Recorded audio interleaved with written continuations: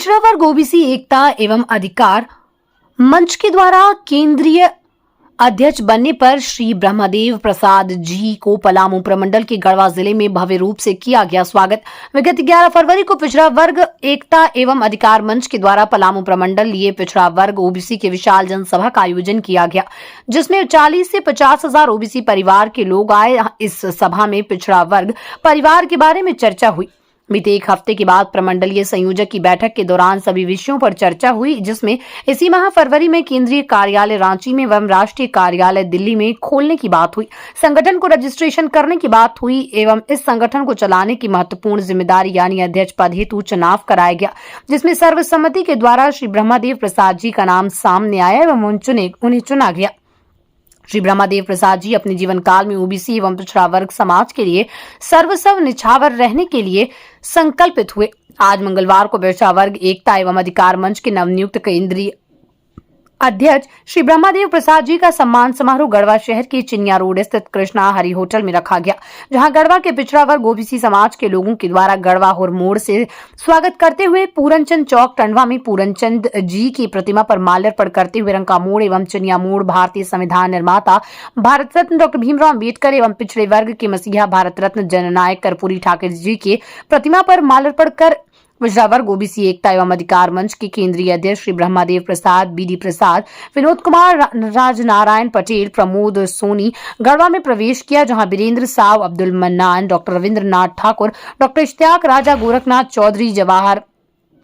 Chaudhary, Ved Prakash Sharma, JP Gupta, Vijay Kamlapuri, Amar Prasad सहित सैकड़ों लोगों ने गढ़वा और मोड़ से स्वागत करते हुए चिनिया रोड स्थित कृष्णा हरि होटल तक फूलमाला पहनाकर बाइक रैली के साथ भव्य स्वागत करते हुए पिछड़ा वर्ग एकता एवं अधिकार मंच के केंद्रीय अध्यक्ष श्री ब्रह्मदेव प्रसाद जी को लाया गया। यह निश्चित रूप से कांटों भरा आज है और जो पलामू प्रमंडल की धरती से जो आगाज हुआ है, वह आगाज पूरे रांची और पूरे प्रदेश को हिला करके और देश को संदेश देने का काम किया है और उसी का परिणाम है यह जो आपको दिख रहा है। हमारी मांगे जातीय आधारित जनगणना करा करके जनसंख्या के अनुपात में ओबीसी के पुरुषों और महिलाओं को राजनीतिक शैक्षणिक हिस्सेदारी दो और तमाम हमारी जो सरकारी नौकरियां हैं उसमें भी हिस्सेदारी दो और सामाजिक, आर्थिक और शैक्षणिक रिपोर्ट जारी करो। तो यह मांग सरकार 11 फरवरी की जो हम लोगों ने लक्ष्मण रेखा का रखी खींचा है, इससे सरकार भयभीत होकर के यदि ओबीसी का हक अधिकार नहीं देंगे, जातीय आधारित जनगणना नहीं कराएंगे, तो सरकार भयभीत होकर के यह जो घोषणा किया है यह स्वागत योग्य है और वह जातीय आधारित जनगणना करा करके हमारे ओबीसी परिवार के नौजवानों को, बच्चियों को, बहनों को, माताओं को 52% का आरक्षण दे, चाहे वह राजनीतिक हिस्सेदारी हो, चाहे वार्ड का चुनाव हो, मुखिया का चुनाव हो, पंचायत का चुनाव हो, चाहे वह नगर निकाय का चुनाव हो, तमाम जगहों पर, और चाहे वो एमएलए का हो, एमपी का हो, चाहे वो हमारे बीडीओ, सीओ, डॉक्टर, तमाम जो हमारी सरकारी संस्थाएं हैं, सरकारी नौकरियां हैं, उसमें 52% की हिस्सेदारी दे, तभी हम लोग इस कार्रवाई को रोकेंगे और निरंतर यह चलता रहेगा जब तक हमारा 11 सूत्री मांग पत्र मुझे सरकार घोषणा नहीं कर देता है। और जो सरकार को राज्य सरकार के अधीन है वह राज्य सरकार घोषणा करे और जो केंद्र सरकार के अधीन है वह केंद्र सरकार अपने चुनावी घोषणा पत्र में शामिल करे कि हम सरकार में आएंगे और ये हमारा चुनावी घोषणा पत्र है, हम इसको पूरा करेंगे। और दूसरी हमारी मांग सरकार ने माना है यह आगाज से कि पिछड़ा वर्ग आयोग का जो अध्यक्ष थे उनको नियुक्त कर दिया है। तो मैं उनसे मांग करता हूं अध्यक्ष से कि वो वित्त निगम का स्थापना करके ओबीसी परिवार के बेरोजगार युवाओं को, छात्राओं को उन्होंने पैसा दे और वह बिना ब्याज का ऋण उपलब्ध कराए ताकि वह शिक्षा के क्षेत्र में, रोजगार के क्षेत्र में उस पैसे से काम कर सके। और हमारी महिलाएं के लिए भी तमाम हमारा जो 11 सूत्री मांग है वह पूरा करे और तब तक हम लोग आंदोलन करते रहेंगे। यह अध्यक्ष पद के नाते आपको मैं बता देना चाहता हूं कि पूरे झारखंड में यह आगाज होगा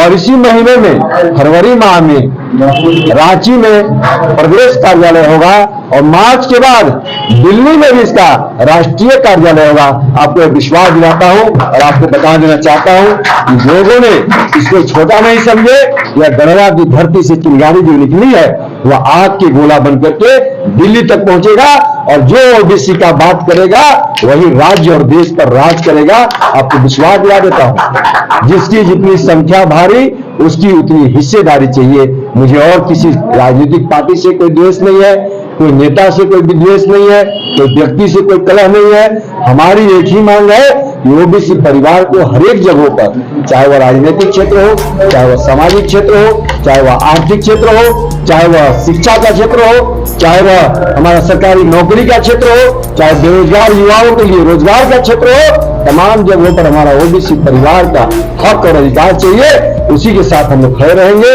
कोई दल से हमें परहेज नहीं है, कोई पार्टी से परहेज नहीं है, कोई झंडा से परहेज नहीं है। मैं ओबीसी परिवार के नौजवानों से आग्रह करता हूं कि जिस तरह से हमारे लोहिया जी ने संकल्प लिया था, जिस तरह हमारे कर्पूरी ठाकुर जी ने संकल्प लिया था, उसको हम लोगों को पूरा करना है और वह हक अधिकार लेकर के रहना है। उसी तरह से हम लोग को भी कुर्बानी देना पड़े तो हम लोग सभी लोग कुर्बानी देने के लिए तैयार हैं। और इस मंच के माध्यम से सरकार को आगाह कर देना चाहता हूं, यह भैया 11 तारीख को 11 सूची मांग 11 बजे घोषणा हुआ है, इसको आपको पूरा करना पड़ेगा। तभी झारखंड के ओबीसी परिवार आपके साथ है और देश के भी सरकार से कहते हैं कि देश के ओबीसी परिवार तभी आपके साथ खड़ा रहेगा जब यह 11 तारीख को जो 11 सूची मांग 11 बजे घोषणा किया है, 11 महापुरुषों के चित्र के साथ हमारे ओबीसी परिवार में जन्मे, उसको मानना पड़ेगा। तभी देश की जनता आपके साथ रहेगी। आपके अगर आप ओबीसी को अनदेखा करेंगे तो देश की कुर्सी से भी आपको हटाने का काम करेगी। इन्हीं शब्दों के साथ आप सभी तमाम मीडिया के बंधुओं को और उपस्थित तमाम सम्मानित समारोह में आए हुए हमारे आगंतुकों को बहुत बहुत धन्यवाद। सभी को नमस्कार,